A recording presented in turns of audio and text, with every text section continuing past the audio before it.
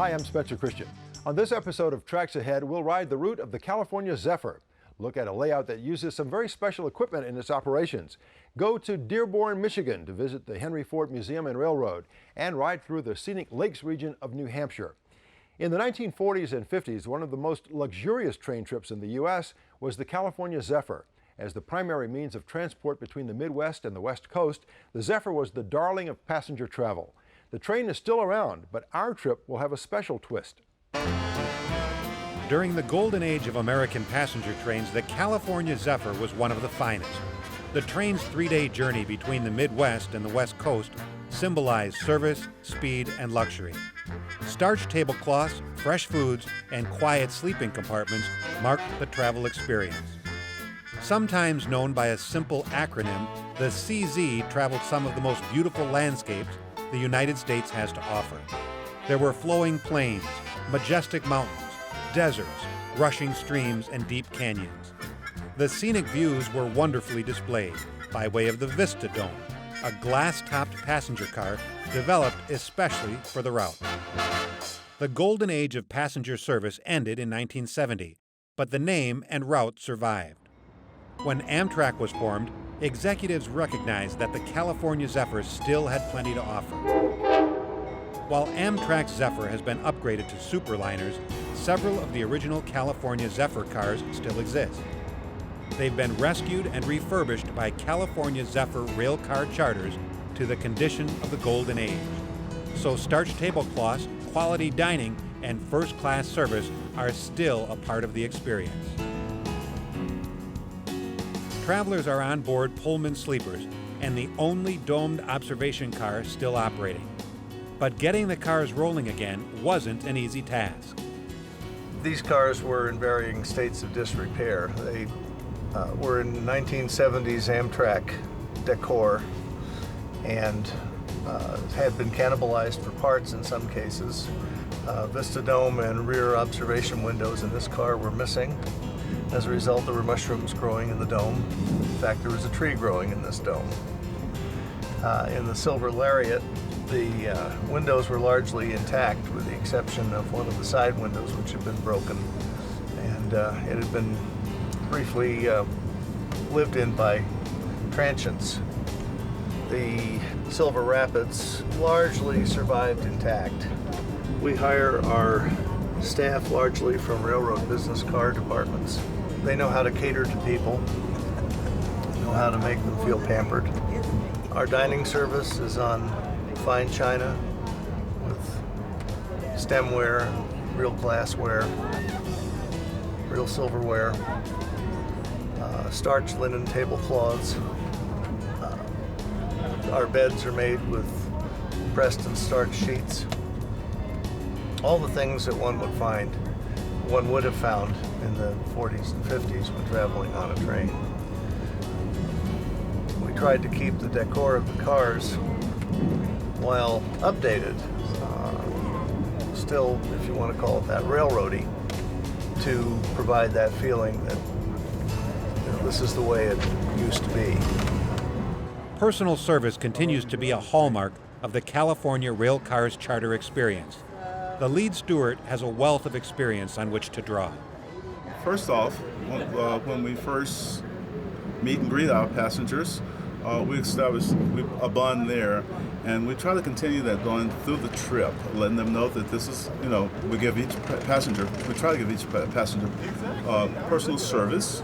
Sometimes that's not easy to do with the numbers that we have, but we do try to ensure them that their needs will be met, and that's what my job is all about. Food service is just one of the highlights of the travel experience. It's not simple to prepare gourmet meals while traveling down the rails. You have to brace pots of hot water so they don't fall over, burn you. Everything moves. When you put plates of food down on the table, you have to make sure there's a tablecloth underneath to hold it. Same within the kitchen. Any food that you have out has to have something underneath it so it doesn't slide off the counter. So motion is a big factor. The limited space is a big factor. It's a really small kitchen, and you just have to be really organized. Our business trades on nostalgia. attempted to keep a railroad feeling in all of the cars and not to make them something that they aren't. We provide a high level of service that generally is not found on major passenger trains today. And we cater to smaller groups rather than the masses. The trip that we're on today is an all-sleeper trip. There are no coach passengers among our guests.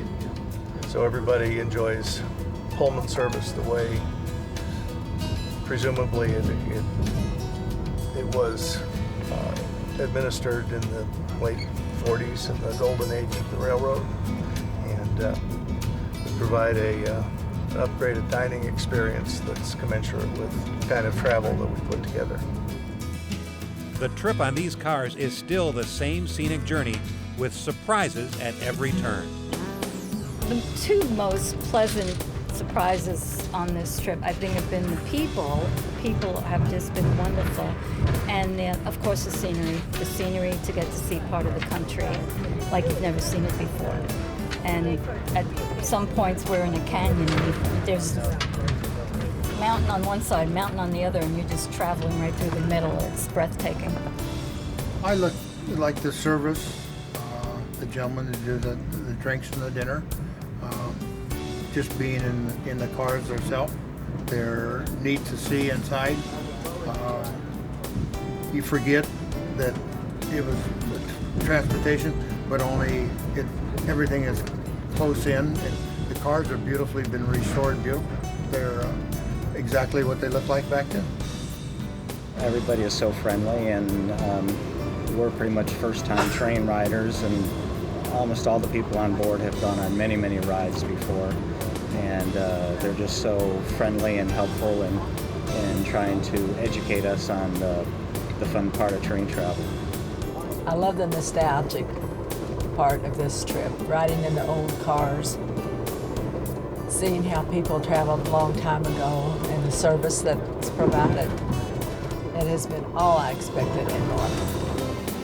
The trip takes passengers through areas that are unattainable by anything other than the railroad. Leaving the Bay Area, you ride along the Truckee River through the Sierra Nevada mountains. From the high desert of Utah, the sights of Ruby Canyon come into view just as you enter Colorado. Glenwood Canyon is next, followed by the run through Moffett Tunnel and over the Rockies and the Continental Divide. Then it's the plains of the Midwest, crossing the Mississippi at Burlington, Iowa. And finally, into the industry of Chicago, our final destination. People take the trip here because of the spectacular scenery that is to be had. They come back to me, I believe, as repeat customers because they feel well treated and they feel that they've gotten a good value for their travel dollar. For a nostalgic look, pampered journey, and unbeatable scenery, ride the California Zephyr railcars through what has been called the most scenic route in America.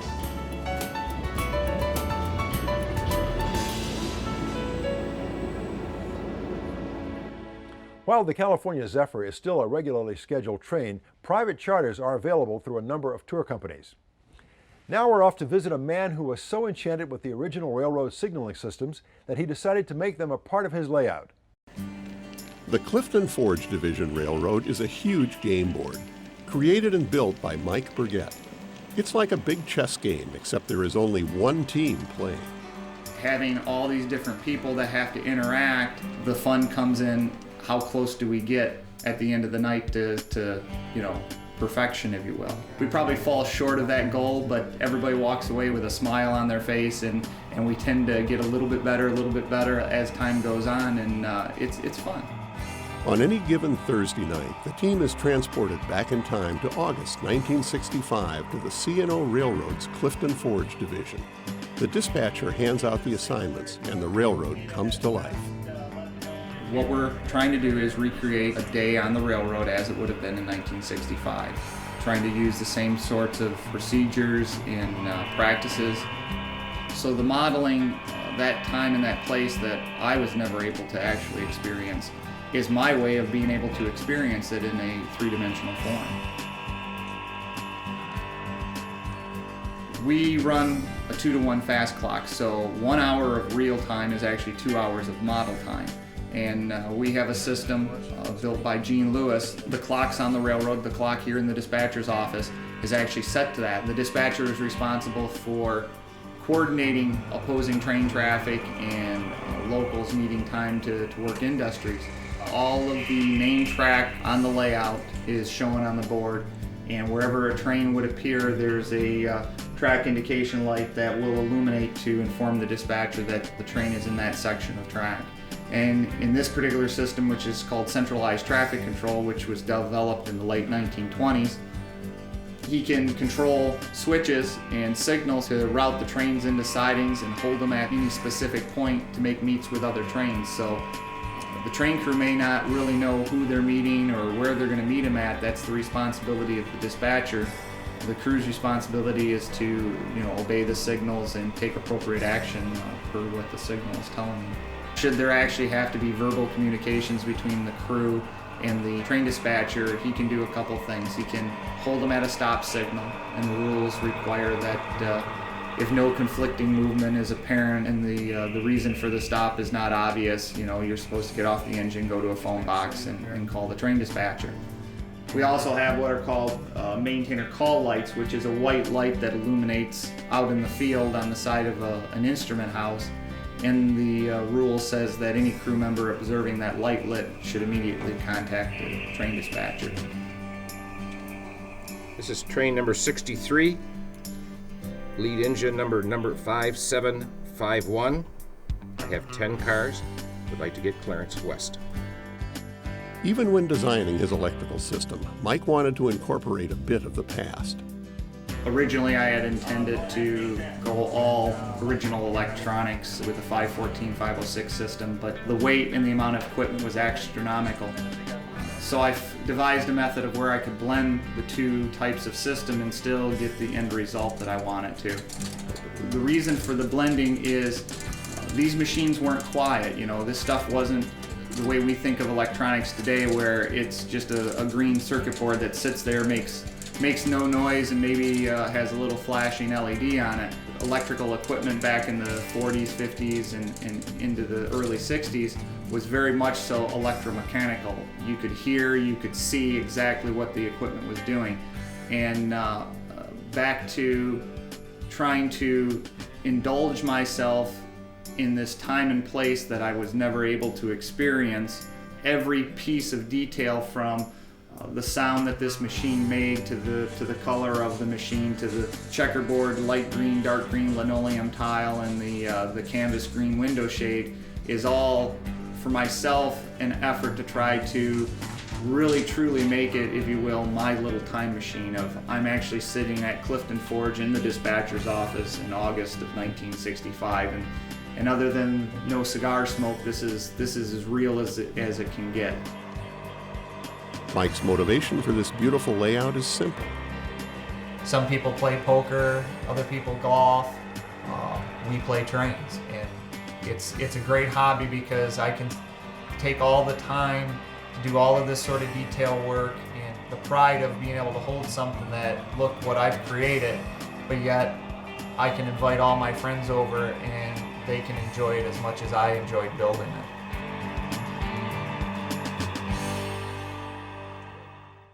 I'm certain that the railroads would be pleased to see some of their past equipment still in service today. In a moment, we're off to Lake Winnipesaukee. That's where you'll find two railroads operating in the scenic beauty of New Hampshire's White Mountains. But before we go, let's look in on the Henry Ford Museum at Michigan's Greenfield Village. It's there we'll find a steam railroad running the same engine that Thomas Edison gave to Henry Ford. No visit to Michigan would be complete without a stop at Greenfield Village, which is part of the Henry Ford. Located in Dearborn, very near Detroit, visitors will find a testament to America's past and ingenuity. Of course, they'll also find a railroad. The Henry Ford consists of 5 venues. The one we're in this morning is Greenfield Village, which is 200 acres, 84 historic structures, and really presents American history and traditions, 300 years of American history, and it's really the centerpiece of the Henry Ford. Henry Ford Museum in Greenfield Village was founded in 1929. Henry Ford began collecting the materials really of everyday life in the 19-teens and 1920s, and he had a vision for this place really as an educational institution, and that's what it was founded as. Where we're standing in this morning at the Roundhouse in Greenfield Village, this is actually a structure that was reconstructed here in 2000, and it has components from an 1884 roundhouse in Marshall, Michigan. So it's here at the Detroit, Toledo, and Milwaukee Railroad Roundhouse in Greenfield Village that we maintain our fleet of locomotives and other railroad rolling stock to allow us to bring those stories to life every day. The railroad trip is the perfect way to see the village, and you'll learn a lot along the way. Greenfield Village Railroad takes visitors a 2.5-mile trip around Greenfield Village. It's got 3 stops, and it takes you through 80 acres of Greenfield Village. So many visitors kind of hop on that train right at the beginning, get the overview, figure out what they're going to want to see later on, and that's the way to do Greenfield Village, because you can spend a couple of days here. There are static displays here, but it's the roundhouse that's home to the operating side of the railroad collection. This equipment ranges from an authentic 1800s steam train to a relatively new diesel-electric. Greenfield Village has 3 operating locomotives, and the train pulling out in Greenfield Village today is our Edison locomotive, which was actually a gift from Thomas Edison to Henry Ford, celebrating a certain style of train that he liked. And our other steam locomotive that we use is an example of how the Henry Ford continues Henry Ford's vision. Henry Ford saw William Mason, a train builder from Connecticut, as sort of particularly innovative and resourceful. It's like sort of a bare bones designer of locomotives, and always wanted to collect one. Well, in the 1960s, we found one way up north in northern Michigan that was working on the mines. Then we acquired the Torch Lake, which continues to be today one of the oldest operating steam locomotives in the world. Our final engine that we use from time to time now out in Greenfield Village shows a different style of technology, and how better to sort of tell the story of innovation than tracking technology through time. That's a General Electric diesel electric that was actually built in 1942 and worked in naval yards. So we tell a lot of different stories here, and again, the whole place is all about innovation. The trains that operate out in Greenfield Village, well, they're all maintained in our roundhouse. We have a staff of 8 folks that well, for every hour that they're out on the rails, there needs to be another hour of maintenance to make sure that those trains are up and ready and running and ready to go. A lot of people look at trains today and say, oh, well, they're old-fashioned bits of technology.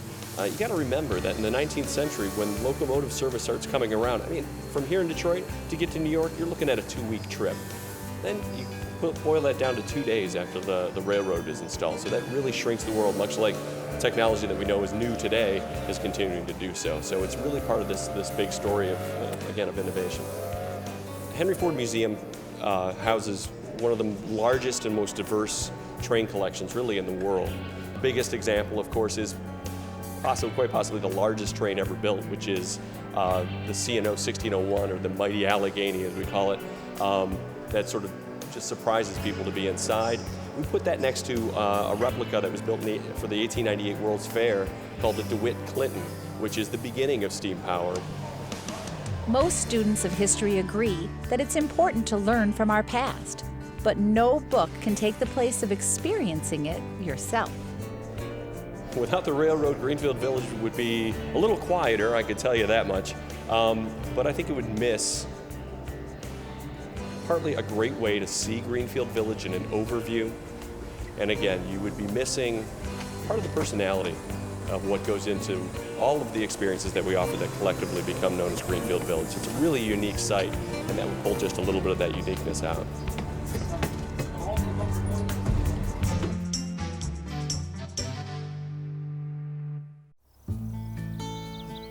Welcome to New Hampshire. In the center of the White Mountains, you'll find green hills and sparkling lakes. And of course, you'll find a railroad. Well, this railroad began back in the mid-1980s. It was started by my mother and father soon after the Lincoln paper mill had closed down. And the mill, of course, was the prime purpose for the railroad to exist. And we took this historic asset that had been a part of the community's fabric since the late 1800s and breathed a little new life into it with the tourism concern, and the Hobo Railroad began. Ben actually owns and operates 2 railroads here, the Hobo and the Winnipesaukee Scenic. Winnipesaukee is a real jewel of New Hampshire's lakes region. It's a trip along New Hampshire's largest lake. By and large, you're along the shoreline the entire journey, and it's a wonderful way for people to see a little bit of Lake Winnipesaukee from the shore. There's a year-round approach to the railroad's business model. This has helped both the line and its employees. Hobo Railroad is unique in a variety of ways. What we do here to serve the public during the tourism season is of course very important. We're a tourism community, we're a tourism destination, and then in the off-season we also, as the Hobo Railroad, have a repair facility that we operate serving commuter railroads, freight railroads, and other tourism railroad concerns, as well as a consulting arm as well. A seasonal business is tricky here in New Hampshire's White Mountains for sure. You have 100 days of summer, as we say, to try and make enough revenue to last those 12 months of the year. And we had an opportunity a number of years ago to branch out into the repair, restoration, and consulting business, and that kind of gave us a chance to level out the cash flow scenario, and also give the chance for the employees to maintain their jobs on a year-round basis. The locomotives and coaches that you'll be riding on today were built between the 1930s and the 1950s. The locomotives primarily that we operate were produced by the American Locomotive Company. These are what we call Alco S-Series switchers, and the coaches are a combination of Bud-built rail diesel cars that have been depowered and serve now as diesel haul coaches, and commuter coaches built for the Delaware-Lackawanna Railroad in the 1930s. Railroads need a lot of maintenance, and the experts at the Hobo have translated that fact into additional revenue. We've done a lot of restoration work to our own equipment through the years, and as time went on, we would contract ourselves out with other private owners.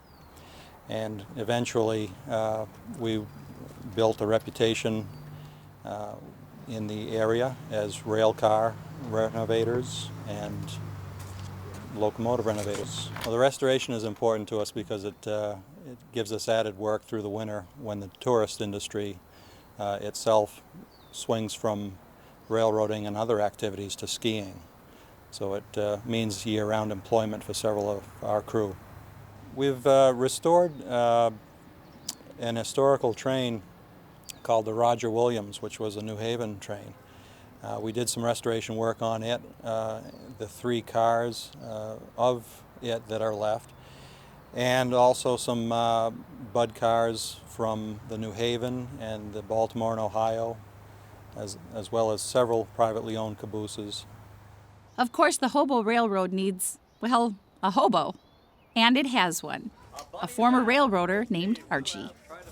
About 5 years ago in Florida, I was doing a lot of things. We live in a park, you know how it is, and it's a community. And I got there, and went to the post office, and there was a sign on the bulletin. It says Clown School starting January 1st.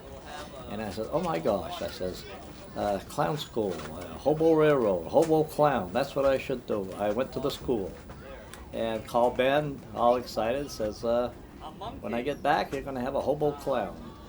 And that's how it started. I just love being with the people, and I just like to make people laugh. I love kids, and it's all about the kids. If I can make a balloon, and the kids really seem to take to this kind of entertainment. I think I enjoy the people the most. You have a chance to see a lot of people who over the years have enjoyed trains and railroading, and an opportunity to learn a lot from them in the process. You know, sometimes I say we learn as much from the old railroad men about life as we do about running trains. To industry, the Hobo Railroad brings full-time jobs in rail consulting. To visitors, the Hobo brings a lovely ride through the White Mountains and Lakes of central New Hampshire.